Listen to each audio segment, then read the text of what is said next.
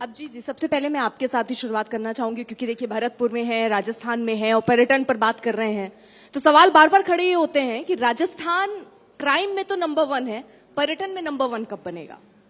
ये आपको डाटा कहाँ से मिले मैडम? सर आपके पास स्पेशल डाटा हो तो आप साझा कीजिए, आपको इसीलिए बुलाया मेरे गया। ख्याल से जो एनसीआरबी के डाटा हैं उसके अनुसार में अगर क्राइम में बात कर रहे हैं तो यूपी सबसे नंबर 1 है और राजस्थान का तो 8वें नंबर पे आता है। इसलिए बगैर किसी फैक्ट्स के बात ना करें तो ज्यादा उचित होगा। और पर्यटन में? पर्यटन में मैं ये नंबर वाइज तो नहीं कह सकता, बट राजस्थान अपने आप में पर्यटन के क्षेत्र में काफी तरक्की कर रहा है। कैसे? क्या योजनाएं हैं आपकी जो पर्यटन को बढ़ावा मिले? मैं कहूंगा कि इस सरकार ने अभी यहाँ पर जो बात चल रही थी उसमें आपको ये बताया गया कि एग्रो जो टूरिज्म है उसके लिए सरकार ने, ये पहला स्टेट है जहां पर इस तरीके का एक प्रोजेक्ट चालू रखा हुआ है। इस तरीके की एक स्कीम बनाई हुई है कि हम ग्रामीण क्षेत्र में जाके भी इसको पर्यटन को बढ़ावा दे रहे हैं। हमारे ग्रामीण भाई हैं जो इससे सीधे जुड़ जाएंगे और उनकी कैसे सर, मुझे ये बताइए, राजस्थान की 74% आबादी जो है वो ग्रामीण क्षेत्रों से जुड़ती है। आप पर्यटन को अगर उद्योग का दर्जा आपने जैसे बताया कि आपने दिया, जो कि बहुत अच्छे कदम के तौर पर राजस्थान गवर्नमेंट के देखे जा रहे हैं, लेकिन जो 74% हमारे ग्रामीण एरिया में रह रहे हैं, जिनके पास अपनी जमीन नहीं है, जो पर्यटन के लिहाज से कुछ ऐसा नहीं कर सकते, उनके लिए रोजगार के अवसर, उनके लिए किस तरह से ये योजना कारगर हो पाएगी? मैं आपको बता देना चाहता हूं कि राजस्थान अदरवाइज एक कृषि प्रधान राज्य है। यहाँ पर उद्योग क्षेत्र में बहुत ज़्यादा इंडस्ट्रियलाइज स्टेट नहीं है। ये उसके कारण है हमारे यहाँ जो नेचुरल रिसोर्सेज हैं, माइनिंग का एक है और एग्रीकल्चर का, बाकी के हमारे यहाँ इंडस्ट्रीज बहुत कम हैं। तो एक जो टूरिज्म है उसको प्रोत्साहन देने के लिए जो स्कीम्स लगाई जा रही हैं, अभी मुझे और दूसरे राज्य की मालूम नहीं है, परंतु टूरिज्म को एक इंडस्ट्री का दर्जा दिया जिसमें इतनी सारी सहूलियतें हैं, चाहे वो टैक्स के मामले में हो। एक इंडस्ट्री का दर्जा देने पे जो भी इंडस्ट्रियल बेनिफिट मिल सकते हैं होटल्स को और बाकी के डेस्टिनेशन को, वो सब यहाँ पर किया जा रहा है। और अभी जो मैं कह रहा था कि जो गांव के अंदर ग्रामीण क्षेत्र में डेस्टिनेशंस, मैरिज डेस्टिनेशंस और इस तरीके के जो 10 रूम तक आप वहाँ दे सकते हैं, उनको हर एक व्यक्ति को 20-20 लाख की सब्सिडी का इसमें प्रावधान किया गया है। तो इस तरीके से हम जॉब्स जनरेट करना चाहते हैं ताकि ग्रामीण लोगों को आमदनी का एक जरिया बन सके। नेम सिंह जी, देखिए 25 लोकसभा सीट में सब बीजेपी की हैं, पिछली बार भी बीजेपी की थी। बात राजस्थान गवर्नमेंट की है तो ये 25 सांसदों की भी बात होगी। आपके सांसदों ने कितनी विकास की योजनाएं यहाँ पर रखी? केंद्र सरकार की जितनी भी योजनाएं हैं, जितने भी हाईवे हैं, आप सड़क के मामले में देखोगे तो राजस्थान में जो नेशनल हाईवे हैं, जितना भारतीय जनता पार्टी के शासन में 2014 से लेके अब तक जितने हाईवे राजस्थान में आए हैं, इससे पहले 70 साल में कभी भी इतनी सड़कों का जाल नहीं बिछाया गया। ये पहली बार भारतीय जनता पार्टी के शासन में देखने को मिला है। बाकी किसानों के लिए जो सम्मान निधि की योजना है, किसानों को समय समय पर उनके खाते में सम्मान निधि समय पर आ रही है। केंद्र की जितनी भी योजनाएं हैं, चाहे वो उज्ज्वला की योजना हो, चाहे आप घर घर शौचालय की योजना हो, माता बहनों को बाहर जाना पड़े, जितनी भी एक आम आदमी को टच करने वाली योजना है, आम आदमी को लाभ पहुंचाने की योजनाएं हैं, जो भारतीय जनता पार्टी के शासन में देखने को मिली है, इससे पहले किसी भी सरकार के शासन में देखने को नहीं मिली। ठीक है, मुझे आंकड़ों में जरा बताइए, प्रधानमंत्री सड़क योजना के तहत कितनी सड़कें बनी है यहाँ पर? राजस्थान में जो सड़कें हैं, जैसे मैं मेरे विधानसभा क्षेत्र की बात करता हूँ, गारौली से लेके मुढेरा तक, इस तरह की 10-11 सड़कें ऐसी हैं जो प्रधानमंत्री ग्रामीण सड़क योजना से जोड़ी गई हैं। यहाँ पर राज्य सरकार में जो मंत्री हैं पीडब्ल्यूडी के भजनलाल जी, भरतपुर जिले के होते हुए भी भरतपुर की जो ग्रामीण सड़कों की दुर्दशा है वो राजस्थान के किसी भी कोने में देखने को नहीं मिलेगी। दूसरी बात मैं ये कहना चाहूँगा, जो सड़कें ठेकेदारों के द्वारा बनाई जा रही हैं, बनने की देर नहीं होती, उसके बाद वो उखड़ना शुरू हो जाता है। आए दिन बड़े बड़े पेपरों में, टीवी चैनलों पर ये खबरें चलती हैं। इस तरह से उंगली से आप सड़क को उखाड़ सकते हो। ये जो भ्रष्टाचार है कांग्रेस के इस शासन में जो चरम पर देखा गया है, चाहे वो ठेकेदार काम करता है तो उसके खिलाफ मंत्री कोई कार्रवाई नहीं कर सकता, किसी अधिकारी के खिलाफ कोई कार्रवाई नहीं हो सकती। क्यों? कि जो भ्रष्टाचार का पैसा वो बंदरवांट होता है, ऊपर से लेके नीचे तक। इसलिए भ्रष्टाचार के खिलाफ आवाज कोई नहीं उठाई जाती। अभिजीत जी, क्योंकि ये बहुत बड़ा मसला है भ्रष्टाचार का, लाल डायरी, प्रधानमंत्री भी आते हैं तो फिर से लाल डायरी और भ्रष्टाचार का जिक्र कर ले जाते हैं। कई आपके ही नेता हैं जो बगावत भी कर रहे हैं, तो चैलेंज और चुनौतियां तो बहुत है आपके सामने। देखिए, ये सब चीजें क्या हैं, हिट एंड रन। आप एक आरोप लगाइए और फिर भाग जाइए, इससे कुछ हासिल होने वाला नहीं होता है। यू प्रूव वन एलिगेशन, एक कोई आप प्रूव करके बताएं। लाल डायरी है, मैं पीली डायरी की बात करूंगा, कोई हरी डायरी की बात करेगा। क्या है उसमें लाल डायरी में? आपके पास में अगर कोई है तो ये क्या है? वो एक जो एक फिल्मी स्टाइल में होता है ना, मरते हुए दम तक भी वो डायलॉग बोलता रहता है, you want to shoot shoot, don't talk. आपको लाना है, सामने लेके आइए और फिर बताइए कि ये भ्रष्टाचार है। हम बहुत सारी चीजों को एक जनरल एलिगेशन एक लगाने को बोल देते हैं। मैं किसी पे भी आरोप लगा दूं, उसका कोई महत्व नहीं है। तो ये चीजों को हम लोग बहुत, आजकल क्या हो गया है, एक फैशन सा हो गया है। किसी भी चीज में आप लगा दीजिए, एक के सामने एक जीरो लगा दो, इतने करोड़ का हो गया, फिर 2 जीरो लगा दो, फिर 3 जीरो लगा दो। ये कोई सेंस, ये सब नॉनसेंसिकल बातें हैं। वो नॉनसेंसिकल इसलिए हैं कि या तो आप प्रूफ दीजिए, प्रूफ नहीं दें तो फिर कोई कहने का मतलब ही नहीं है। राइट? किस भ्रष्टाचार की हम बात कर रहे हैं? हम कहां पर जा रहे हैं ये चीजें लेके? हम कांग्रेस पार्टी है इसलिए भ्रष्टाचार के आरोप लगाइएगा। भाई बीजेपी वाले क्या कर रहे हैं? आपके अभी फिलहाल में तो 40% उसके कमीशन के लिए वो किसी इंडिविजुअल आदमी ने नहीं लिखा था। मैं कर्नाटक के चुनाव की बात कर रहा हूं, कर्नाटक स्टेट की बात कर रहा हूं। वहां पर जो कॉन्ट्रैक्टर्स थे, उनकी यूनियन के हेड ने लेटर लिखा था प्रधानमंत्री जी को कि मुझे 40% देना पड़ता है और मैं 40% देने के बाद में मेरे पास में इतना भी नहीं बचता कि मैं जो मैंने लगाया हुआ पैसा उसकी रिकवरी करूं, और अल्टीमेटली वो सुसाइड कमिट कर लेता है। तो ये बातें कहना, मुझे लगता है कि बीजेपी बहुत ज्यादा करप्शन में डूबी हुई है। उसका कारण यह है कि बीजेपी हमेशा ही पूंजीपतियों की पार्टी रही है और पूंजीपतियों को ही करती है। सर, आपने इसका एग्जाम्पल दे दिया। सचिन पायलट वो भी कई बार कह रहे हैं कि गहलोत साहब से उन्होंने भ्रष्टाचार के मामले में जांच कराने की बात कही, वसुंधरा राजे के केस में। वो आपके ही पार्टी के नेता हैं और वो लगातार ये कह रहे हैं कि जांच होनी चाहिए, अपनी सरकार को लेकर प्रोटेस्ट कर रहे हैं वो। तो ये भी तो एक वजन वाली बात हुई। आप प्रूफ की बात कर रहे हैं, वो कह रहे हैं करवाइए, वो तो बैठे हैं प्रूफ दे रहे हैं, लेकिन आपकी सरकार जांच नहीं करा रही। तो उसकी जांच हो रही है ना, उसकी हो जांच हो रही है। कहाँ हो रही है? अब बिल्कुल सरकारी स्तर पर उसकी जांच चल रही है और हमारे मुख्यमंत्री महोदय ने कहा है ये बातें हैं कि यहाँ जांच चल रही है उसकी।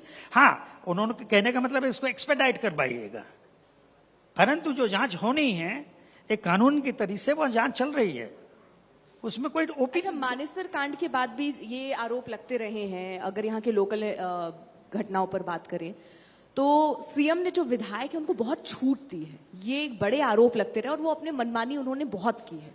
इस पर कितना दम देखते हैं आप? ना, कम अगेन, क्या आपने क्या बोला? मानेसर कांड के बाद बहुत आरोप ये लगते हैं कि सीएम ने अपने विधायकों को बहुत छूट दी, जिसकी वजह से बहुत सारे क्राइम हुए, बहुत सारी चीजें हुई हैं।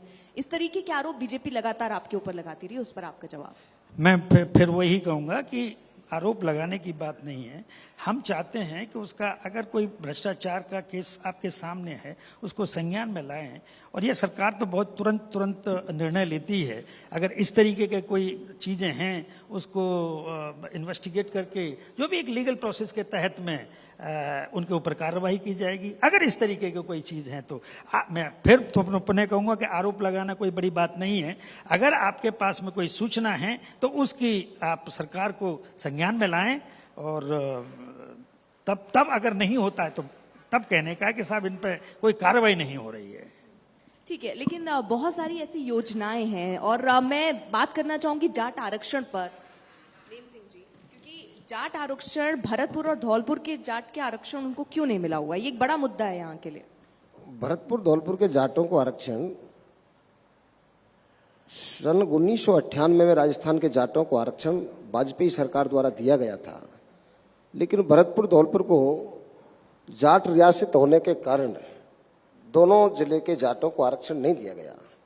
सन 2000 में पंचायत चुनाव के समय आरक्षण दिया गया और केंद्र में भी हमको 2013 में आरक्षण मिला था, लेकिन 2014 में सुप्रीम कोर्ट के दखल से वो आरक्षण 9 स्टेटों के साथ खत्म हुआ।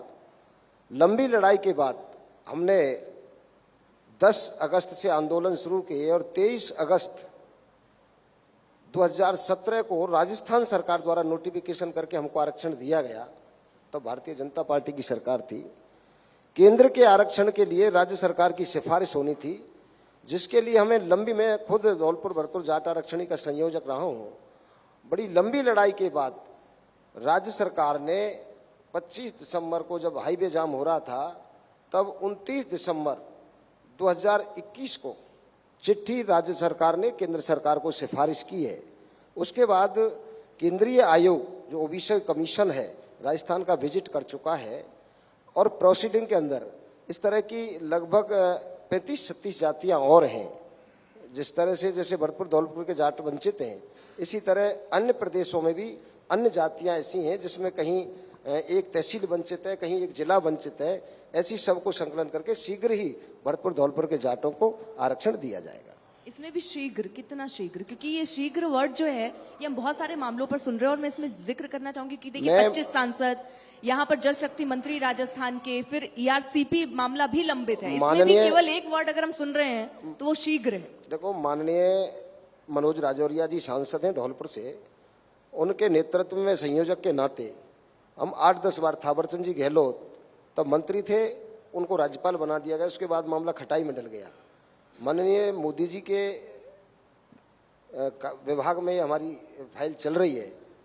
अब ये तो मैं नहीं बता सकता शीघ्र कब तक होगा, लेकिन भरतपुर धौलपुर के जाटों को जल्द ही केंद्र में आरक्षण की खुशखबरी मिलेगी। ये क्योंकि आरोप ये भी लगते हैं, गहलोत ये भी कह रहे हैं कि जगदीप धनखड़ को आप लाते हैं तो आप जाटों को साधने की कोशिश कर रहे हैं। दूसरी तरफ जाट आरक्षण का मामला अभी लंबित पड़ा है। लगता है आने वाले चुनावों में इसका कोई नुकसान बीजेपी को होगा? देखिए, ऐसा है, धनखड़ साहब आए, उन्होंने तो उस समय जो राजनीति में नहीं थे, तब भरतपुर धौलपुर के जाटों की नहीं, जाटों के आरक्षण की वकालत सुप्रीम कोर्ट में की थी। वो जाटों के वकील थे और उन्होंने अपना वकालतनामा लगा के, उनके पूरे संज्ञान में है। अभी भरतपुर जब विजिट पर आए थे तो अभी भी हमने मेमोरेंडम दिया था। उस ज्ञापन में हमने अपनी मांग रखी थी, शीघ्र भरतपुर धौलपुर के जाटों के जो युवा हैं, जो ओबीसी से वंचित हैं, उनको लाभ दिया जाए। तो उन्होंने हमको आश्वस्त भी किया है कि मैं आपकी बात ऊपर तक पहुंचाऊंगा। अब ये राजनीतिक कार्यक्रम है, कागज तो कागज के हिसाब से चलता है, समय जितना लगेगा वो तो मैं नहीं कह सकता, लेकिन भरतपुर धौलपुर के जाटों के प्रति सरकार गंभीर है। आपको लगता है सरकार गंभीर? नहीं, मैं माननीय मैं आपका थोड़ा सा रोकना चाहूंगा। माननीय हमारे अभिजीत जी रिटायर्ड अधिकारी हैं और भरतपुर शहर के प्रथम नागरिक हैं। ये अभी कह रहे थे कि कोई प्रमाण दीजिए। मैं आपको प्रमाण देने लगूं तो सुबह से शाम हो जाएगी, लेकिन प्रमाणों की आप पे लिखना शुरू नहीं कर पाओगे। आप कागज भर जाएंगे, स्याही बीत जाएगी। मैंने 20 जनवरी 2020 को, मैं खुद प्रत्यक्ष गवाह हूं, इनकी पार्टी के विधायक के नगर से उनकी गाड़ी में 2.5 कुंटल गाय का मांस रात को 11 बजे 20 जनवरी 2020 को उसकी गाड़ी में पकड़ा गया। वो गाड़ी थाने में जब्त है, मैंने खुद ने जाकर उसको पकड़ा था। सैंपल भी जब्त कराए, लेकिन आज तक उसमें कार्रवाई क्यों नहीं हुई? विधायक के जुलूस में उसके चाचा और भतीजे फायरिंग कर रहे हैं, उसका आर्म्स एक्ट का मुकदमा दर्ज हुआ, अब तक गिरफ्तार क्यों नहीं हुए? विधायक का चाचा चोरी के ट्रैक्टर में बांटेड सेवर थाने से पुलिस पकड़ के ला रही थी, तो रास्ते में कुम्हेर में ही विधायक के दबाव में क्यों छोड़ दिया गया? भ्रष्टाचार की इतनी हद है, मैं आपको गिनाने लगूं, बिना पैसे के थाने पे थानेदार नहीं लगता, तहसील में तहसीलदार नहीं लगता, और चपरासी से लेके कलेक्टर तक बिना पैसे के इस सरकार में तबादले हुए हों। इस शासन ने, मैं बिल्कुल नीट एंड क्लीन बात कर रहा हूं, इस सरकार में महाभारत कालीन वो शासन याद आता है जिस तरह से धृतराष्ट्र ने कुर्सी के मोह में हस्तिनापुर को बर्बाद कर दिया था। ठीक इसी तरह से माननीय मुख्यमंत्री जी ने अपनी सरकार को बचाने के लिए विधायकों को जो छूट दी वो उस महाभारतकालीन शासन को याद दिलाती है। जितना नंगा नाच, मैं योजनाओं की कोई बुराई नहीं करता, योजनाएं जो है लोकहित में, कोई भी पार्टी हो, कोई भी सत्ता हो, जनहित की योजनाएं तैयार करती हैं, लेकिन उनका लाभ जनता तक पहुंचे वहां तक ठीक है। लेकिन विधायक लाभ आप 10 रुपए का दे रहे हैं और लूट 100 रुपए की कर रहे हैं। बिजली की यूनिट की फ्री की बात कर रहे हैं कि यूनिट हमने फ्री कर दी, दोष है। जब बिजली ही नहीं आएगी तो आप 2000 यूनिट फ्री कर दो। जब बिजली नहीं है तो यूनिट बनेंगी कहां से? आप मोबाइल बांट रहे हैं फ्री, बिजली नहीं हो, चार्ज कहां से होंगे? इस तरह की जो योजनाएं हैं और भ्रष्टाचार की, भाई साहब हमारे अभिजीत जी मेरे से सीनियर भी हैं और पढ़े लिखे भी हैं, मैं तो थोड़ा कम पढ़ा हूं, किसान आदमी हूं, इनको मैं इतना समय चैनल पर नहीं है।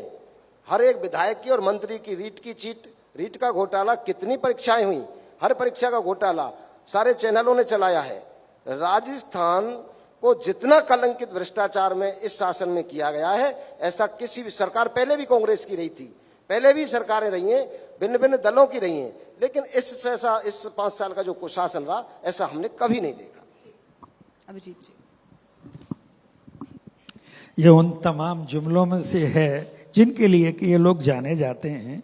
मैं क्या कहूं, देखो, अगर हम इन चीजों के बारे में चर्चा करने लगे और इंडिविजुअल बातें करने लगे कि फलाने ने क्या किया, ढिमके ने, उसमें क्यों नहीं हुआ, तो अगर ये 10 एग्जाम्पल देंगे तो मैं 11 दे सकता हूं, और ये 11 देंगे तो मैं 15 भी दे सकता हूं। Let's not get into this. मैं आपसे वो कहना चाहूंगा, करप्शन इज ऑल परवेजिव। ऐसा नहीं है कि वो यहाँ के लिए है, वहां के लिए है, हमारे बाजू में भी है, हमारे सब जगह है। क्या मैटर करती है पूरी दुनिया में, पूरी दुनिया में, हम राजस्थान की और यूपी की भी बात नहीं करें तो करप्शन पूरी दुनिया में है। क्या मैटर करता है? डिग्री कहीं पर बहुत है। क्या ये सर्टिफिकेट दे सकते हैं कि जब इनकी सरकार होती है तो बिल्कुल भ्रष्टाचार निपट जाता है? कोई भी नहीं दे सकता, क्योंकि वो लोग भी हम में से ही हैं। जो काम कर रहे हैं, जो सरकारी कर्मचारी हैं, वो हम ये कह दें कि आज सरकार बदलने से वो एकदम नीट एंड क्लीन हो जाएंगे, ये नहीं होता है, ये कभी भी नहीं होता है। हाँ, हम आरोप प्रत्यारोप करने के लिए बातें लगा सकते हैं, एक दूसरे पर लांछन लगा सकते हैं, बट इन चीजों में कोई मतलब नहीं है। Society itself is so corrupt. ये समाज इतना करप्शन है, हम लोग तो वहीं पर बढ़ जाते हैं जब हमारा जन्म होता है। तो हम इन चीजों की तरफ ज्यादा बात ना करके हम ये कहना चाहेंगे कि आप देखो, रेप केस होते हैं, होते रहेंगे, क्योंकि ये किसी सरकार की नीतियों पर निर्भर नहीं करता है। ये निर्भर करता है उस सामाजिक की मनोदशा पर, उस समाज की मानसिकता क्या है, लोगों की मानसिकता क्या है। व्हाट मैटर्स कि सरकार क्राइम के अगेंस्ट में रेस्पॉन्स कैसा होता है। अगर वो रेस्पॉन्स ठीक वैसे ही होता है जैसे कि आज की तारीख में, उदाहरण के तौर पर आप ही के लोग हैं 49 जो जर्नलिस्ट के ऊपर न्यूज क्लिक के संबंध में रेड कर दी, और उसमें क्या हुआ था कि भाई चाइना का फंडिंग में नाम आया है। भाई चाइना का फंडिंग में नाम तो अदानी की कंपनी में भी आया था, एक शेल कंपनी है जिसमें चाइना से पैसा मिला है उसको, उस पर तो आपने आज तक कभी नहीं की थी। हम एक शाहरुख खान का बेटा है, उस पर एक आरोप लगाया जाता है, किस बात का? कि वो कुछ ड्रग रखे हुए हैं। हम तो ये कहते कि अडानी पोर्ट पे तो टनो ट्रक आई थी, उसका क्या हुआ? हमारे ये बिगर इश्यूज हैं, उन पे हमें ध्यान देने की आवश्यकता है। लेकिन एक बात बताइए सर, हम एक राजनेता के तौर पर ये एक्सपेक्ट करते हैं कि राजनेता कोई फिलॉसफी बैठ के हमें नहीं बताएगा। कोई भी नेता हमें ये नहीं कहेगा कि रेप है, रेप तो होते रहते हैं, वो तो मानसिकता है। तो वो मानसिकता और आप उस चीज पे कैसे असर, क्योंकि अगर आप इस कुर्सी पे जहां पर आपको इसलिए बैठाया गया है कि आप रेप ना हो, कानून व्यवस्था बनी रहे, वो जिम्मेदारी आप ओढ़ के बैठते हैं उस जगह पर, लेकिन वहां पर अगर आप बैठकर ये बात कहें कि रेप है और रेप होते रहते हैं, ये मानसिकता का असर है, तो फिर आप अपनी जिम्मेदारी से बच रहे हैं। नहीं, मैंने क्या कहा आपसे, आपने शायद नोट नहीं किया। ये क्राइम ह्यूमैनिटी के अगेंस्ट होते रहेंगे। फिर सरकार का रोल क्या है? अगर ये क्राइम होते रहेंगे और मानसिकता पर ही है तो पुलिस स्टेशन बंद हो जाने चाहिए। नहीं, फिर पुलिस का काम नहीं होना चाहिए, क्योंकि ये मानसिकता है। Please do not twist my argument sir, इस तरीके से नहीं, नहीं। आप- मैंने क्योंकि क्या बोला सर, है? ये मुझे इस 1 चीज़ मिनट से 1 दिक्कत मिनट है। लेट मी एक नेता कंप्लीट के तौर पर अगर आप ये कहें कि रेप है और रेप होते रहते हैं और ये मानसिकता है, आपने- इस बात से मुझे सर आपत्ति है। मेरे- क्योंकि मे- रेप है और रेप होते रहते हैं और मुझे- मानसिकता है और मुझे ये होता कंप्लीट रहेगा। करने दें। इस बात से मुझे भी आपत्ति है सर। Okay, okay. एक लड़की मैं होने satisfy पर कर मुझे दूं। इससे आपत्ति है और ये आपत्ति मैं दर्ज कराऊंगी सर। मैं सेटिस्फाई करना चाहता हूं। मैं एक 1 मिनट एक 1 मिनट में कहना चाहता हूं। आप अभिजीत जी, इनकी मानसिकता है, इनकी नहीं कह रहा हूं मैं, इनकी सरकार की मानसिकता है। सरेआम शांति धारीवाल भरे सदन में विधानसभा में ये कह सकते हैं कि ये तो मर्दों का प्रदेश है, तो होते रहते हैं। इनका एक कैबिनेट मिनिस्टर ये कह सकता है, तो ये क्यों नहीं कहेंगे? इनका डीएनए में यह है। ये महिला अत्याचार के प्रति बिल्कुल संवेदनशील नहीं है। आज राजस्थान महिला उत्पीड़न में हिंदुस्तान का नंबर 1 प्रदेश बन चुका है। आए दिन 17 मुकदमे हर थाने पर, हर जिले के अंदर 17 मुकदमे होते लेकिन हैं। यहाँ पर अगर बात तो ये होती है, मैडम आपने यू आर नॉट, सर मैं आपको मौका दूंगी। आपने मुझे मौका नहीं दिया कंप्लीट मैं करने आपको का। मौका दूंगी, बस मैं इसमें एक चीज ऐड करना चाह रही हूँ, क्योंकि बात होती है जब क्राइम की या किसी भी चीज की और ये कहा जाता है कि आपके यहाँ ये क्राइम है, आपके यहाँ ये हो रहा है, तो हर राजनेता अपने कुर्ते को एकदम साफ रखता है, चमकदार, कि भैया हमें मत देखिए, पहले उनके देखिए, उनके में 4 निशान है, हमारे में तो 2 ही हैं। लेकिन अगर जब बात आपसे हो रही तो आपके भी जो 2 निशान है उस पर बात होगी। तो आप ये नहीं कह सकते कि क्राइम दूसरे राज्य में जाके देखिए, राजस्थान में क्राइम है तो क्या सब जगह क्राइम है? तो हम ये मान के चले कि क्राइम तो होगा ही।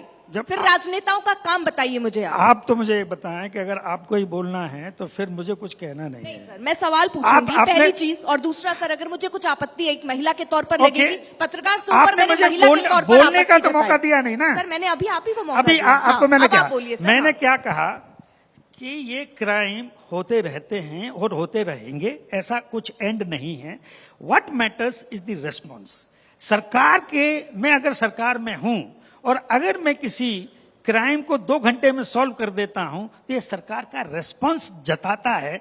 आप एक व्यक्ति को, इंडिविजुअल है, सरकार की नीतियों की वजह से नहीं हो रहा है, सरकार की मानसिकता की वजह से नहीं हो रहा है। ये क्राइम एक इंडिविजुअल जो परवर्टेड मेंटलिटी का आदमी है, वो हत्या करता है या रेप करता है, इसको सरकार का रेस्पॉन्स अगर कोई इस तरीके का नहीं होना चाहिए कि आपने जोधपुर में हुआ, 2 घंटे में पकड़ के जेल में बंद कर दिया गया।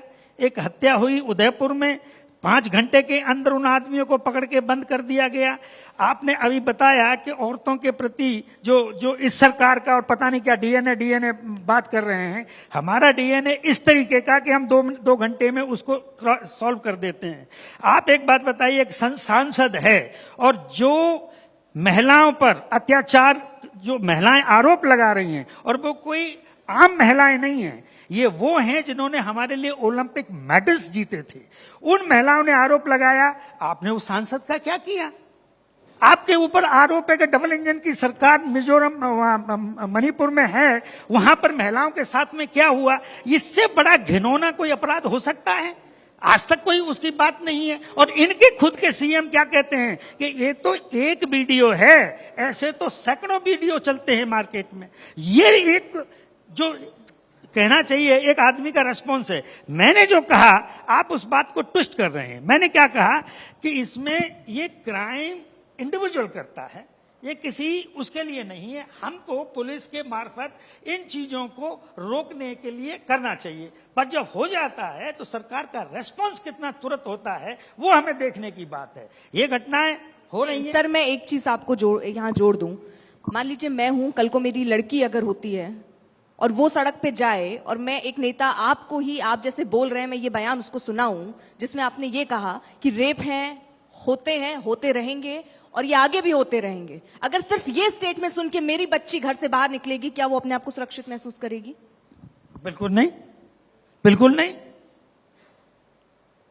मैंने ये नहीं कहा कि ये सरकार की नीतियों से हो रहा है, क्या नहीं। सरकार की नीतियां सर, आप उसकी रिस्पॉन्सिबिलिटी लीजिए। आप रिस्पॉन्स की बात कर रहे हैं कि क्विक रिस्पॉन्स होना चाहिए, लेकिन सर ये बड़ा स्टेटमेंट है जो आप कह रहे हैं कि रेप हैं, होते रहते हैं, होते रहेंगे, आगे भी होते रहेंगे। समाज में सरकार के तौर पर आप ये कह ही नहीं पा रहे कि नहीं होंगे एक भी रेप। आप बैठकर यहाँ पर क्यों नहीं कह पा रहे कि हम ऐसी योजना, ऐसी नीति लाएंगे कि एक रेप नहीं होगा? आप ये कह रहे हैं कि होते रहेंगे। सुनो मेरी बात, अगर आप, क्या कोई सर्टिफिकेट दे सकता है कि समाज में क्राइम कभी नहीं होगा? आप दे सकती हैं? सर अगर मैं सरकार चलाती तो मैं देती। सरकार में ये भी चला रहे हैं, बोल सकते हैं आप कि ये दे देंगे कि नहीं लेकिन होगा? सर ये भी स्टेटमेंट ठीक नहीं है कि रेप है और रेप होते रहेंगे। क्या मैंने क्या बोला? मैंने ये कहा कि ये जो इंडिविजुअल लोग क्राइम करते हैं वो क्राइम, ठीक है, इंडिविजुअल क्राइम्स है सर ये, और ये तो होते रहेंगे। ऐसा है, मैं आपको एक बात क्लियर करना चाहता हूं, इनकी मानसिकता आपके इस मंच पे सामने आ गई। एक कैबिनेट मंत्री महेश जोशी जी का लड़का बलात्कार में मुलजिम बनता है, विधायक का बेटा मुलजिम बनता है, और खुलेआम मंत्री भरे सदन में कहता है महिला उत्पीड़न के मामले पूरे देश में, आप आंकड़े देख सकते हो, पूरे देश में, राजस्थान में इन 5 सालों में जो आंकड़े हैं पूरे देश में 15 साल में आपको किसी भी स्टेट में नहीं मिलेंगे। आज जो पुलिस प्रशासन है वो केवल और केवल, जैसे विधायक थाना चला रहा है, मंत्री जिला चला रहा है, केवल रबड़ के मोहर बन के बैठे हैं। पुलिस प्रशासन एक का निजीकरण कर दिया गया है। प्रशासन त्वरित कार्रवाई करता है और करना चाहता है। भारत के प्रशासन में कहीं कोई, मैं प्रशासन की कमी नहीं बता सकता, प्रशासन तो शासन चलाता है। जहां शासन कमजोर होता है वहां प्रशासन अपना सही काम नहीं कर लेकिन वो पाता। पहलवानों को लेकर भी सवाल उठा रहे हैं कि जब पहलवान बैठकर प्रोटेस्ट करती हैं, वो पहलवान जिसको प्रधानमंत्री सबसे पहले गले लगाते हैं जब वो पदक लेकर आती हैं। देखो, पहलवानों के बारे में जो कह रहे हैं माननीय अभिजीत जी, आपको एक बात बता दूं, सुप्रीम कोर्ट के जस्टिस के नेतृत्व में कमेटी बनती है। जब तक पूरी जांच नहीं हो तब तक हम किसी को दोषी सिद्ध कैसे करार कर सकते हैं? जो भी जांच में आएगा निश्चित तौर पर कार्रवाई पहले भी हुई है। आज इनके शासनकाल में राजस्थान में कितने मंत्रियों के बच्चे कितने अपराधों में पाए गए और उनके खिलाफ क्या कार्रवाई हुई? मैंने आपको कई पूरे जिले में बता दूं, इनके विधायक के नदबई से वो बाइक बोट घोटाले में वांटेड हैं, उनके रिश्तेदार बंद हुए। नदबई से जोगेंद्र रवाना बाइक बोट घोटाले में वांटेड हैं और उनके रिश्तेदार बंद हुए हैं, उनके बड़े बड़े चैनलों पे चले हैं। लेकिन सबसे ज्यादा लूट की छूट ऐसे विधायकों, जो बसपा से 6 विधायक उधारी में आए थे, कांग्रेस के अंदर शामिल हुए सरकार बचाने के लिए, जो सरकार बचाने को खरीदे गए, उन लोगों को खुली राजस्थान को लूट करने की छूट माननीय मुख्यमंत्री जी ने दी। इनके पूरे, जिनके खिलाफ मुकदमे दर्ज हैं, पूरे रिश्तेदार बाइक बोट घोटाले में 40,000 करोड़ का घोटाला, जाने कितना, वो आंकड़े हैं मेरे पास, मैं डायरी नहीं लेके आया, ऐसे उनको मंत्री बना दिया। आपकी डायरी किस कलर की है? मेरी डायरी तो सफेद कलर की है। मेरी डायरी में कोई कलर में सफेद कलर है और उसमें नीली स्याही से लिखा हुआ है। सर ये क्राइम को लेकर सवाल, भ्रष्टाचार को लेकर सवाल, और भरतपुर में जब हम हैं तो साइबर क्राइम को लेकर बहुत सारे सवाल उठते हैं, उसके लिए आपकी सरकार क्या कर रही है? तो साइबर क्राइम में आवाज आ रही है कि सपोर्ट कर रही है? वहां बैठे आवाज आ रही है कि सपोर्ट कर रही है सरकार साइबर क्राइम को? नहीं, साइबर क्राइम को कोई भी सपोर्ट कोई नहीं करता है।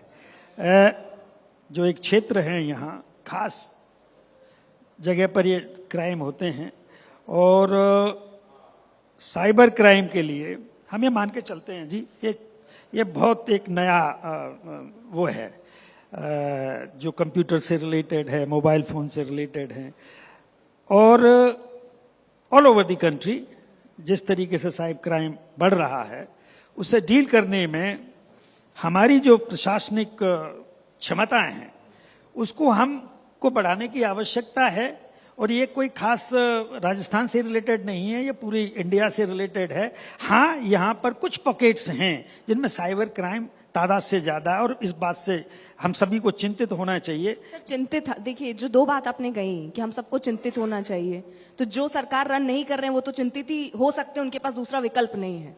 और दूसरी चीज जो आपने कही कि ये बहुत चिंता का विषय है और इस पर ध्यान देने की जरूरत है, तो ध्यान देने की जरूरत हम सब बैठे भी महसूस कर रहे हैं, लेकिन आप जिस कुर्सी में बैठे हैं वहां पर आप इन दोनों के अलावा भी तीसरा काम कुछ कर सकते हैं। वो तीसरा काम मैं जानना चाह रही हूँ। आप देखो, इस सरकार ने साइबर थाने खोले हुए हैं साइबर क्राइम से निपटने के लिए। चाहे भरतपुर में एक साइबर थाना पिछले शायद 1 साल या 2 साल पहले ये खोले हुए हैं। जहां जहां पर इन घटनाओं में वृद्धि हुई है वहां पर सरकार इनसे डील करने के लिए साइबर थाने खोल रही है, और जो हम रेस्पॉन्स दे सकते हैं ये गवर्नमेंट के तौर पर वो दे रहे हैं। 1 मिनट में बताना चाहूंगा, साइबर थाने राजस्थान सरकार का जब बजट आवंटित हुआ था उसमें निश्चित साइबर थाना का बजट घोषणा हुई थी। मेवात के अंदर कामा और सीकरी के वहां होना था, लेकिन आज तक धरातल पर थाने का कहीं नाम नहीं है। जो घोषणाएं बजट में की गई साइबर थाना, क्योंकि मेवात जो है वो साइबर ठगों की राजधानी है। मेवात के अंदर किसी ना किसी प्रदेश की पुलिस आए दिन डेरा डाल के रहती है, कहीं उत्तरांचल की, कभी उत्तराखंड की, कभी आंध्रा की, तो कभी हिमाचल की। सेक्सटॉर्शन के मामले हैं, न जाने कितने उद्योगपति और व्यवसायी लोग अच्छे अच्छे आईएएस आईपीएस अपने मानसिक तनाव में सुसाइड कर चुके हैं। मैं मेवात का रहने वाला हूं, मेरा विधानसभा मेवात का है। जिन लोगों के पास खाने को दाने नहीं थे, आज वो 8-8 मंजिल की कोठी मेवात जैसे ग्रामीण इलाके में बन गई। वो ठगी का जो राजधानी है वो मेवात है, और खुलेआम विधायक उनको सपोर्ट करते हैं। कई बार बड़े बड़े आंदोलन हुए हैं, हम लोगों ने आंदोलन किए, विरोध किया है, पुलिस पकड़ के ले जाती है, थाने तक नहीं पहुंचते, विधायक रास्ते में छुड़वा देते हैं।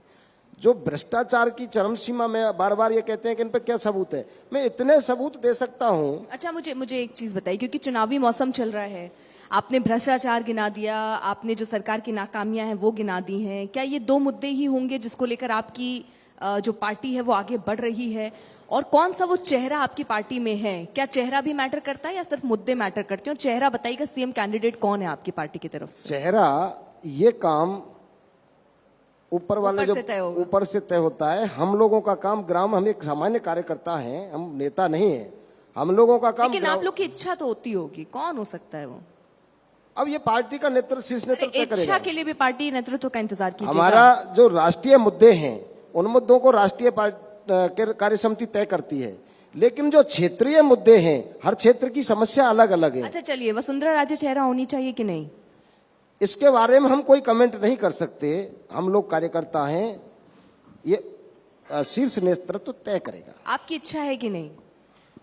मैं नगर विधान, नेम सिंह क्या चाहते हैं? नेम सिंह, मेरा विधानसभा क्षेत्र नगर है और जनता के बीच में सेवा कर रहा हूं, पार्टी मुझे मौका देगी। वसुंधरा राजे को लेकर सर, आप अपने लिए, आप भी कैंडिडेट हैं क्या? मैं विधानसभा का प्रत्याशी नहीं, हूं। सीएम कैंडिडेट तो नहीं सोच रहे? मैं तो विधायक कैंडिडेट के लिए पूछ रही थी आप। देखो, इस बारे में कोई कुछ नहीं कह सकता। त्रिया चरित्र पुरुष भागव देवो ना जानती, पता नहीं किसके बाकी लॉटरी कब खुल जाए, इसके बारे में कोई कहा नहीं जा सकता। किसकी लॉटरी कब लग जाए, किसकी लॉटरी कब लग जाए। नहीं, तो मुझे ये बताइए, आपने लॉटरी की टिकट खरीदी है? मैं लॉटरी के बारे में नहीं जानता, लेकिन मैं सुनता आपने हूं। कहा किसी की लॉटरी लग सकती, तो उसके लिए तो पहले टिकट खरीदना पड़ता है। किस्मत का ताला किसका कब खुल जाए, मैंने कभी सोचा ही नहीं। मैं एक सामान्य किसान। आप कब से खटखटा रहे हैं किस्मत का मुझे खटखटाते 25 साल हो गए, और अभी नहीं खुल रहा है ताला। कोशिश जारी है। लेकिन आपने वसुंधरा राजे पर जवाब नहीं दिया। अच्छा, आप, क्योंकि देखिए, बीजेपी के लिए ये माना जाता है कि बीजेपी ना अपने पहले कदम को रखने से पहले आगे के 20 कदम कहां रखने वाली है वो निर्णय कर लेती है। आज जब मंच पर वसुंधरा राजे नहीं दिखती हैं, आज जब रैलियों में मोदी जी के साथ वसुंधरा राजे नहीं चल रही होती हैं, ये संकेत क्या है? और अगर आप यही कर रहे हैं, वसुंधरा राजे को साइडलाइन किया जा रहा है, तो क्या बीजेपी कोई नुकसान देखती है? मैं आपको ये बात स्पष्ट करना चाहता हूं। मैंने, ये भी नेतृत्व तय करेगा? ये सारी जो कार्य समिति केंद्र की है वो तय करती है।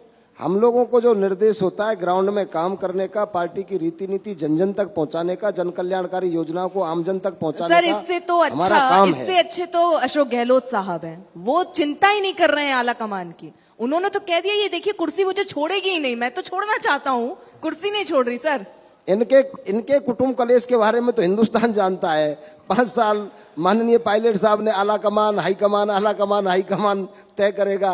पायलट साहब ने 5 साल चक्कर लगाए। आप एक आदमी की बात कर रहे हैं, इनके यहाँ 10-10 आदमी हैं चीफ मिनिस्टर के कैंडिडेट। आपको कौन लग रहा है, कौन सा चेहरा मजबूत दिख रहा है? एक हिंदुस्तान, मैं इसकी बात क्यों करूं जी, मेरा चेहरा एक है। 10 चेहरे हैं। कितने चेहरे हैं? हमारे यहाँ गहलोत साहब हैं। देखो, पहली बात तो मैं आपको, मतलब नहीं, आपने ऐसा पॉज लिया। हमारे यहाँ मिनट। गहलोत साहब हैं, जैसे लग रहा था 2-3 नाम अभी आप और लेने वाले। सुनो मेरी बात। हम कहना जो चाह रहे हैं, पहली बात तो कांग्रेस पार्टी का ये कभी रिवाज नहीं रहा है कि हम कोई चीफ मिनिस्टर का चेहरा डिक्लेयर करें। ये काम तो एक प्रेसिडेंशियल स्टाइल में चुनाव लड़ने का भारतीय जनता पार्टी का था, हमारा कैंडिडेट ये। हमारे यहाँ पर कभी भी ये रिवाज नहीं रहा है कि चुनाव से पहले चीफ मिनिस्टर का चेहरा घोषित कर दिया जाए। पहले इनके यहाँ पर 1 मिनट में बताता हूँ, पहले महिपाल आदमी- मदेरना देखो, परशुराम मदेरना जी को, नटवर सिंह जी को किया, तब उनके दम पर जाटों के वोट को लिया गया और मुख्यमंत्री अशोक गहलोत साहब बन गए। इस बार पायलट साहब पर 5 साल मेहनत कराई, गुर्जर वोटों को सीएम के नाम पर दिया गया और गहलोत साहब टिक अरे गए। तो खुश तो अब आप है ना, गुर्जर वोट तो चले गए, बीजेपी को जा रहे हैं। अब वो तो जाएंगे ही ऑटोमेटिक, पार्टी की हमारी की रीति नीति ठीक है, ऐसी है, 2 तो बिलियन की ऑटोमेटिक लड़ाई में 36 कौम फायदा का तो वोट है। आखिरकार हो रहा है ना। हमारी पार्टी को तो 36 कौम का वोट है। हमारी जन कल्याणकारी योजना आम जन तक, हर कौम के लिए, वाल्मीकि से लेकर ब्राह्मण तक 36 कौम को न्याय दिलाने का काम माननीय मोदी जी कर रहे हैं। ठीक है सर, आप कंप्लीट कीजिए सर। तो मैं आपके ही उसमें रिस्पॉन्स में ये कह रहा था कि यहाँ कोई चेहरा वेरा अब इतनी फुटब्बल हो रही है, उनमें से गहलोत साहब ये क्यों नहीं कहते हैं कि ये आला कमान का निर्णय है? वो ये क्यों नहीं कहते हैं कि एक समिति जो तय करेगी, मैं अभी से कुछ नहीं कह रहा? वो अभी से ही डंके की चोट पर क्यों कह रहे हैं कि मैं ही हूँ, मैं ही हूँ, मैं ही हूँ? मुझे या नहीं- फिर वो ये मुझे- कह रहे हैं मैं हूँ ना? मुझे ये मालूम नहीं पड़ रहा है कि जो हमारी घोषित पॉलिसी है उसके लिए अब बार बार उसे डिक्लेयर क्या कराना चाहते हैं। हम लोग चुनाव जीत रहे हैं और हैंड्स डाउन जीत रहे हैं। सर आप एक तरफ कह रहे हैं कि हम तय नहीं करते, फिर आप कह रहे हैं हमारा तो तय है। आप ये बताइए ना। हमारी घोषित पॉलिसी है कि हम चुनाव से पहले कभी भी चीफ हाँ। मिनिस्टर का चेहरा डिक्लेयर नहीं होता है। हाँ। आपने खुद ने बताया कि साहब फलाने लाल जी ने ऐसा किया, ढिमके लाल जी ने ऐसा किया। न पहले सचिन पायलट साहब का चेहरा डिक्लेयर हुआ था, नहीं हुआ था। ऐसे ही गहलोत साहब का चेहरा डिक्लेयर हुआ था, नहीं हुआ था। अभी भी यही पॉलिसी रहती है कांग्रेस की, कभी चेहरा डिक्लेयर नहीं करते, होता भी नहीं है। क्योंकि ये काम जो है चुनाव जीत, उसको समझने की आवश्यकता है। हमारी संवैधानिक व्यवस्था ये कहती है कि चीफ मिनिस्टर का चुनाव एक लेजिस्लेटिव बॉडी करती है, जो चुनाव जीत के आते हैं वो लोग तय करते हैं। मैंने आपको अच्छा, आप जीत के लिए कितने आश्वस्त हैं? क्योंकि राजस्थान में तो परंपरा रही है, सेकेंड टर्म तो मुश्किल से मिलता है। हाँ, परंपराएं होती हैं तोड़ने के लिए ही, और हम इस बार इस परंपरा को तोड़ने जा रहे हैं क्योंकि हम चुनाव जीत रहे हैं। और हम इसलिए कह रहे हैं, बहुत आश्वस्त हैं। पहली बात तो है, आपने एक जन आक्रोश निकाली थी, वो आक्रोश कांग्रेस पार्टी के खिलाफ नहीं था, आपके ही खिलाफ था। परिवर्तन यात्रा निकाली, अभी आप ही के में बहुत सारे परिवर्तन हो रहे हैं, इसको लाओ, उसको हटाओ, ये करो, वो करो। अब रह जाती है हमारी खुद की पॉलिसी। ऐसा कौन सा क्षेत्र है जिसमें हमने काम नहीं किया हो? चाहे वो बिजली, सड़क, पानी की अपन बात करें तो पहले कितने यहाँ पर जीएसएस थे। आज ही पेपर में आया है कि भाई जो पहले वाला जो शासन था उसका कंपैरिजन दिया है, सेंट्रल गवर्नमेंट से कंपैरिजन दिया है। आप रोड्स की बात कर लीजिए, चाहे हम सड़क की बात, उसकी बिजली की बात कर लें, पानी के लिए तो आपको पहले ही मालूम होना चाहिए कि ये ईआरसीपी जो यहाँ 13 जिलों को पानी लाने के लिए थी, हमारे देश के प्रधानमंत्री जी ने 2 बार आके यहाँ पर वायदा किया, लेकिन उसे नेशनल प्रोजेक्ट नहीं लगाया। खैर, सरकार अपने स्तर पर 14,000 करोड़ रुपए उसमें खर्च कर चुकी है, कोई 45,000 करोड़ गोल्डन रुपए। ट्रायंगल के लिए क्या कर रहे हैं? गोल्डन ट्रायंगल, गोल्डन ट्रायंगल 3 चीजों से बनता है मैडम। एक जयपुर ही उसका पार्ट है, और एक ये है ये आगरा, और दूसरा दिल्ली। तो ये गोल्डन ट्रायंगल की अपन बात नहीं करें, पर राजस्थान की बात करें। गोल्डन ट्रायंगल, आप टूरिस्ट सर्कल की बात कर रहे हैं ना, तो वो गोल्डन ट्रायंगल में सिर्फ हमारा एक ही आता है, और वो है जयपुर। बाकी का एक आगरा है और दूसरा दिल्ली है। मैं जो कहना चाह रहा हूं, हम क्यों जीत रहे हैं? क्योंकि हमारी पॉलिसीज ऐसी हैं। हमने ऐसे कौन सा क्षेत्र है जिसमें नहीं किया? चिकित्सा के क्षेत्र में आज हम दूसरे नंबर पे, केरला के बाद में। एजुकेशन के क्षेत्र में आप देखिए कि हमने 2000 से ज्यादा इंग्लिश मीडियम स्कूल खोले हैं। कॉलेजेस जो पहले 200 के करीब कॉलेजेस थी, आज 800 से ज्यादा कॉलेजेस राजस्थान में हो गई हैं। ये पहला एक राजस्थान स्टेट होगा जिसके हर डिस्ट्रिक्ट पर medical college and civil hospital होगा, क्योंकि मेडिकल कॉलेज तभी खुलता है जब वहां पर 400 बेड से ऊपर के अस्पताल होते हैं। ऐसा पहला स्टेट है जहां, आप इसकी बात नहीं छोड़िए, जो चिरंजीवी योजना है चिकित्सा के क्षेत्र में, वो दुनिया के किसी कोने में नहीं है। भारत की तो बात ही छोड़ दें, आप भारत की बात छोड़ दें। ऐसी ये जो 25 लाख अच्छा, यहाँ पर जो लोग बैठे हैं, यहाँ भरतपुर से कितने लोग जुड़े हुए हैं? ये जितनी योजनाएं बता रहे हैं, सबसे आप 2-4 हैं? आपको लग रहा है कि ये जो ऐसे बता देते, नहीं माइक दीजिए जरा, माइक पहुंचाइए उन तक, क्योंकि देखिए नेता कोई भी हो, चाहे आप हो, चाहे बीजेपी हो, चाहे आम आदमी पार्टी हो, वो सिर्फ अपनी उपलब्धियों को गिनाते हैं, लेकिन इंपॉर्टेंट ये है कि जो आम जनता ऐसे बैठी हुई है ना, वो ये तय करे कि वाकई विकास हुआ है, क्योंकि नेताओं की नजर में तो हमेशा विकास होता ही है। चलिए, हाँ आप कुछ कहना चाह रहे हैं। धौलपुर, यहाँ भरतपुर में कितना विकास हुआ है, या पूरे राजस्थान में कितना विकास जितना इन्होंने उपलब्धियां गिना दी उतनी उपलब्धियां दिख रही हैं आपको? देखिए, जिस प्रकार से ये अपनी योजनाएं बता रहे हैं, वो योजनाएं हवा में है, धरातल पे कोई भी एक भी योजना नहीं है। अगर योजना भी है उनमें भी करप्शन है। क्या हॉस्पिटल नहीं है? हॉस्पिटल की हालत देखिए आप, मेडिकल कॉलेज नहीं है? मेडिकल की हालत देखिए, कितने बच्चे हैं उसमें, हालत की जो इतने बड़े मेडिकल कॉलेज है ना? इतने बड़े मेडिकल कॉलेज में कितने बच्चे हैं आप बताइए। पहले यहाँ 3 कॉलेज, मैं देता हूँ आंकड़ा सर। आज की तारीख में 14 कॉलेजेस सर, जिसमें से मैं एक बात बताता हूँ जिससे मैं खुद संबंध सर, रखता हूँ। सर एक मिनट जवाब भी लेने दीजिए। हाँ, आयुर्वेदिक कॉलेज, मुझे लगता नहीं, आपको मालूम है आयुर्वेदिक कॉलेज खुला हुआ है यहाँ पर? हुआ है, खुला हुआ है हैं? सर, है। पर आप ये बताइए, आप मालूम है आपको आयुर्वेदिक कॉलेज खुला हुआ है? सर। देखो, जो आदमी अगर इनको नॉलेज नहीं है तो मैं आपको बता देता हूँ, यहाँ 4 कॉलेजेस सर एक और बात बताती हूँ। 4 कॉलेजेस ये जो थे, आम 14 जनता हो गए। बैठे हैं ना, बिना नॉलेज के आपको जिताने वाले यही है। अगर आप ये कह रहे हैं कि इनको नॉलेज नहीं है, भले ना नॉलेज हो, लेकिन वो ये बात कह रहे हैं कि बहुत सारी सुविधाएं जो हैं, लेकिन वो सही ढंग की नहीं है। अस्पताल सही ढंग के नहीं है, केवल अस्पताल खोलना जरूरी नहीं है, सारी सुविधाएं भी वहां पर होनी चाहिए, जो कह रहे हैं। कॉलेज अगला सवाल। कॉलेज देखो, मैम, कॉलेज खुले हैं, एक कॉलेज कॉलेज खुले हैं, का मैं लेकिन बताता कॉलेज में हूँ आपको। प्रोफेसर नहीं है। हाँ। हमारा सीकरी में कॉलेज खुला, आज तक उसमें कोई लेक्चरर का नाम नहीं है, प्रिंसिपल नहीं, कोई लेक्चरर नहीं। कॉलेज खुल गया जिसमें शिक्षक ही नहीं है, क्या बिल्डिंग पढ़ाएगी? ना और बिल्डिंग है, ना अस्पताल खुल गए शिक्षक जिसमें है। डॉक्टर नहीं है, वो यही सवाल देखो, उठा रहे हैं। एक बात बताता हूँ जी। मैं। यहाँ 2 साल पहले आयुर्वेदिक कॉलेज की घोषणा हुई थी। आयुर्वेदिक कॉलेज यानी आयुष के उसमें है। ये आयुर्वेदिक कॉलेज के पास में घोषणा हो गई, इनके पास, मतलब आप जानते हैं कि घोषणा होने के बाद में उसमें बहुत सारा इंफ्रास्ट्रक्चर डेवलप करना पड़ता है। कॉलेज में आपको ये सारी चीजें होती हैं, आपकी बिल्डिंग भी होनी चाहिए और वहाँ टीचर्स भी होने चाहिए। हमारे पास में नहीं थी। मेरा यहाँ पर मथुरा बाईपास रोड पर एक छात्रावास है, वो छात्रावास 66 कमरों का है। मैंने अपना खुद का छात्रावास आयुर्वेदिक कॉलेज खोलने के लिए दिया था। 7 डॉक्टर वहां पढ़ रहे हैं। अब उनकी शिलान्यास अब हुआ है बिल्डिंग का, और वो उस बिल्डिंग में चल रही है। ठीक वैसे ही यहाँ पर जो सिविल हॉस्पिटल है, अब आपको उसकी चीज की जानकारी नहीं है, देखो मैं उसमें कुछ नहीं कहूंगा। एक एक्सीलेंट सेंटर बनाने के लिए, यूनानी थेरेपी का एक्सीलेंट सेंटर बनाने के लिए 5 साल लगते हैं मिनिमम। हमने वो 1 साल के अंदर इसी जनाना हॉस्पिटल में, अभी 1 महीने पहले उद्घाटन हुआ उसका, excellent centre of excellence in यूनानी थेरेपी, हिजामा थेरेपी होती है। तो ये जो 14 कॉलेजेस यहाँ पर हैं, उनमें से मोस्टली अभी एक आध वर्किंग में नहीं है, परंतु बाकी सब फंक्शनल हैं। तो जो विकास हुआ है, हम एक अक्रॉस द बोर्ड ये कहते हैं ऐसा नहीं होता, वैसा नहीं होता, ये ठीक, इनसे समझ लेते हैं ना। रियलिटी है। ठीक है, समझ लेते हैं। और कौन सवाल पूछना चाह रहा था? हेलो, मैं पूछना चाहता हूं, अभी इन्होंने विकास की बात की थी, विकास हुआ है ना, पूरे भरतपुर में विकास हुआ है। आप घूमना, एक इन पे एक हमारा एक कॉलेज परिसर है, मैं खुद स्टूडेंट हूँ, विकास हुआ है उस कॉलेज में जाके देखना, ऐसा लगता है भैंसे का तवेला हो। क्या विकास किया है इन्होंने?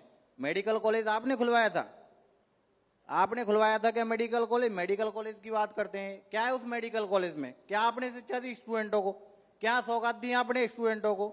आप हॉस्पिटल की बात करते हो, कौन सा हॉस्पिटल आपने निर्वात किया है? उसमें देखा है कि कितनी गंदगी और माहौल क्या फैला रहता है? कभी घूमे हो आप? कभी नहीं घूमे हो। ठीक है सर। देखिए, हम ये बात जो कहें उसमें ये क्या होता है, या एक एक पिन पॉइंट करके बात करेंगे तो उससे कुछ होने वाला नहीं है। मैंने आपको हकीकत बताई। वो क्या झूठ बोल रहे हैं? वो हकीकत ये है कि भरतपुर की लीजिए आप, मेरे ख्याल से 70 साल क्या सदियों से समस्या बनी आ रही थी, और ये सदियों से समस्या थी यहाँ के जल भराव की, क्योंकि ये क्षेत्र सबसे नीचा है।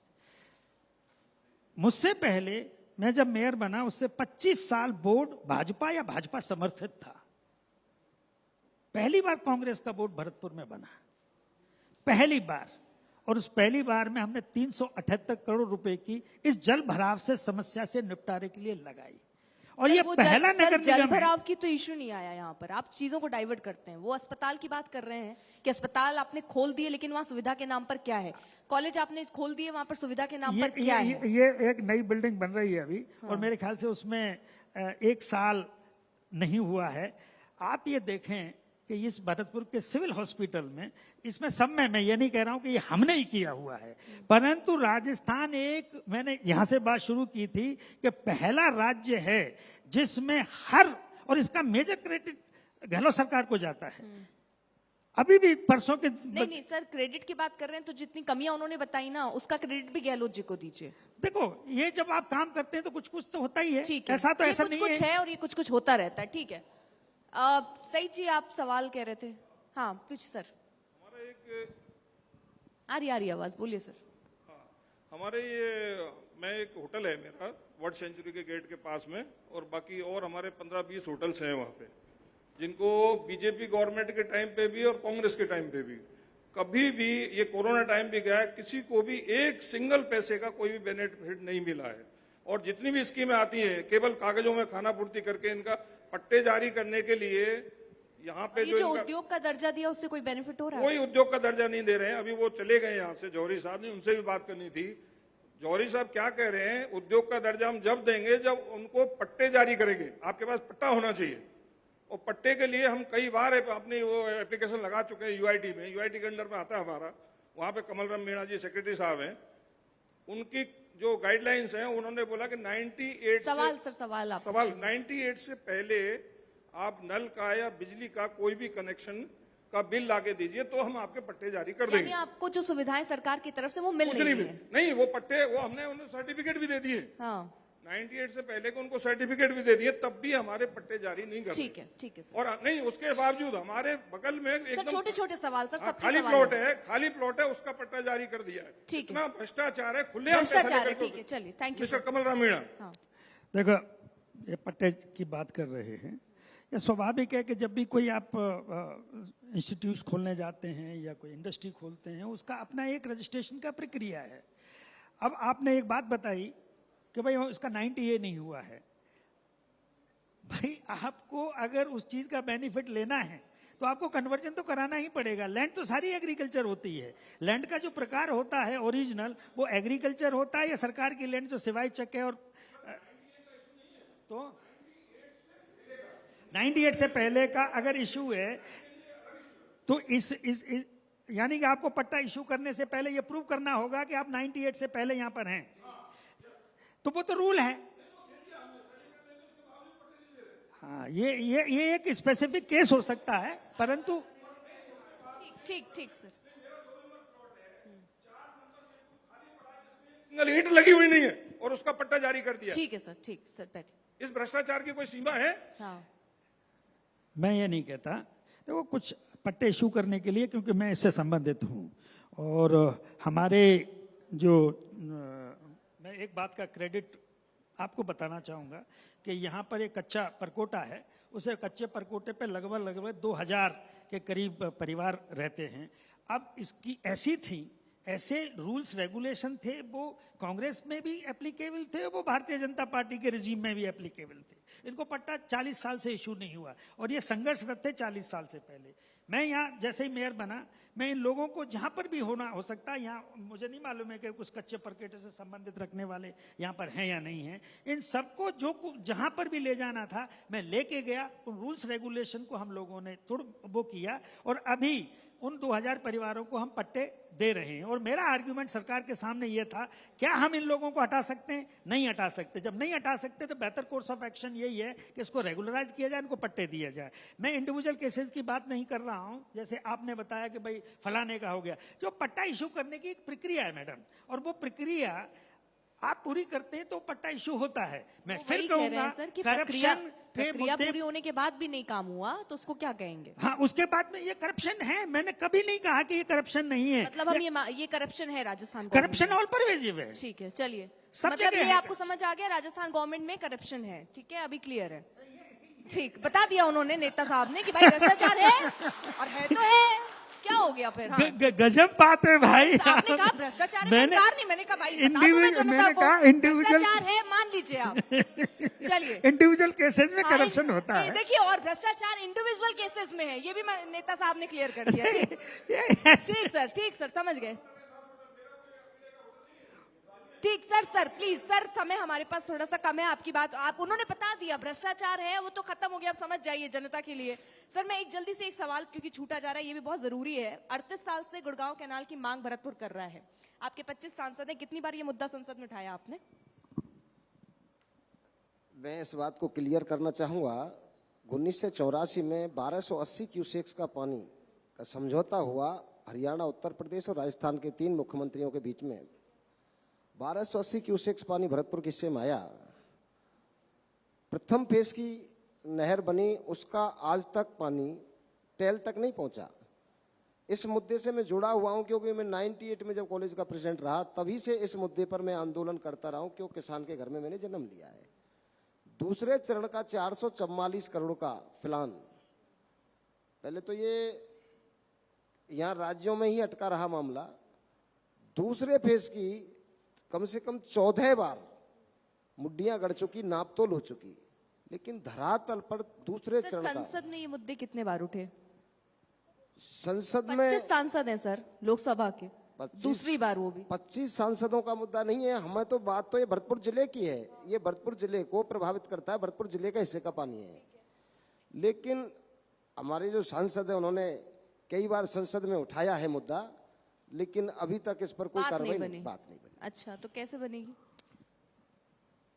अब बात बनेगी मतलब देखिए, भ्रष्टाचार है और आशा आप रखिए, भ्रष्टाचार अपना चल रहा है। बहुत बहुत शुक्रिया आप सभी दोनों का जुड़ने के लिए।